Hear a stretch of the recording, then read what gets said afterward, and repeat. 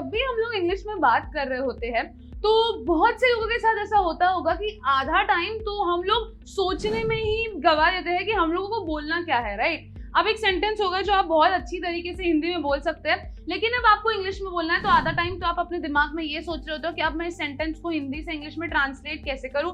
And बहुत सी बार ऐसा होता है कि वो सेंटेंस सही से ट्रांसलेट हो भी नहीं पाता, राइट। अब यहाँ पर होता क्या है कि ये सारी चीजों की वजह से हम लोग स्टक हो जाते हैं, हमें समझ में नहीं आता कि अब मैं बोलूं क्या। अब इससे हमारा जो कॉन्फिडेंस है वो कम हो जाता है और इसी के साथ साथ हमें हेजिटेशंस भी होने लगती है इंग्लिश में बात करने से। एंड ग्रेजुअली अब आप लोग करोगे क्या कि आपके मन में एक डर सा बैठ जाएगा कि नहीं, मुझे इंग्लिश बोलनी तो आती ही नहीं है, राइट। तो इस फियर को ओवरकम करने के लिए हम लोग लाए हैं कुछ प्रो टिप्स जिनकी मदद से आप लोग बहुत फ्लुएंटली इंग्लिश बोलना बहुत ही जल्द सीख पाओगे, राइट। तो यहाँ पर कुछ टिप्स हैं जिन्हें आपको डे टू डे फॉलो करना है, क्योंकि बहुत जरूरी है कि आप लोग प्रैक्टिस करें, because definitely practice is going to make a man perfect, right. तो इन टिप्स को आप लोग डे टू डे फॉलो करिएगा एंड देन आपकी इंग्लिश जो है बहुत अच्छी हो जाएगी। जो भी हमारे कन्वर्सेशंस आगे होने वाले हैं उनके बारे में हम लोग ऑलरेडी सोच कर रखे, राइट। अब समझ लीजिए कि आपको पता है कि आप अपने किसी फ्रेंड से मिलने वाले हो आज शाम में, जिसने एग्जाम को बहुत अच्छे मार्क्स से पास किया है। तो आप ऑलरेडी सोच के जाइए कि मुझे उसे कॉन्ग्रेचुलेट करना है, तो अब उसे मैं इंग्लिश में कॉन्ग्रेचुलेट कैसे करूंगी।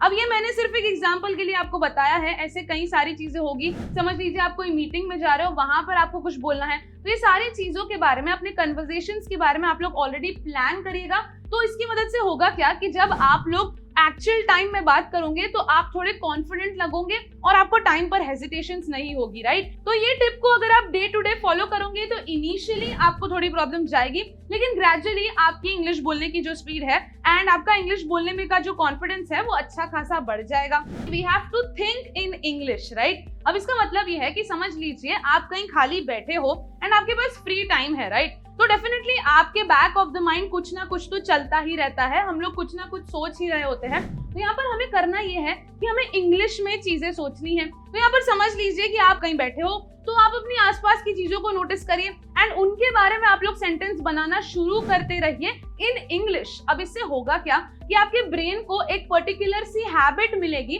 To think in English. And अब होगा क्या कि अगेन स्टार्टिंग में स्लो रहेगा बट ग्रेजुअली आपकी स्पीड इंक्रीज होगी एंड जब भी आपको इंग्लिश में बात करनी होगी तो ग्रेजुअली अपने आप ही आपको सेंटेंसेस बिल्ड अप करके मिल जाएंगे, राइट। अपने दिन का एक रिकैप हम लोग लेने वाले हैं। अब ये लेने तो वाले हैं लेकिन हम लोग इंग्लिश में हमारे दिन का रिकैप करेंगे। तो फाइनली जब हम लोग रात को सोने जा रहे हैं तो जो 5-10 मिनट्स हमारे पास होते हैं वहां पर हम लोग एक क्विक रिकैप लेंगे हमारे दिन का। अगर आप कॉलेज गए हो so you have to think that I have been to college, I really had a nice day, I met new friends. तो ये सारी चीजें आपको सोचनी है लेकिन इन इंग्लिश। तो इससे आप लोग कर क्या रहे हो, आप अपने ब्रेन को ट्रेन कर रहे हो to think in English and gradually एक हैबिट बनेगी जो आपकी इंग्लिश को डे बाय डे बहुत अच्छी तरीके से एनहांस कर देगी। तो यहाँ पर मैंने आपको बताई 3 pro tips, right. And starting में जैसे हमने डिस्कस किया था कि हम लोग हेजिटेट करते हैं क्योंकि हम लोग सेंटेंसेस को ट्रांसलेट कर रहे होते हैं। तो बेसिकली अब ये जो ट्रांसलेशन की आपकी हैबिट है ये खत्म होने वाली है क्योंकि हम लोग हमारे ब्रेन को ट्रेन कर रहे हैं to think in English and definitely इस हैबिट की वजह से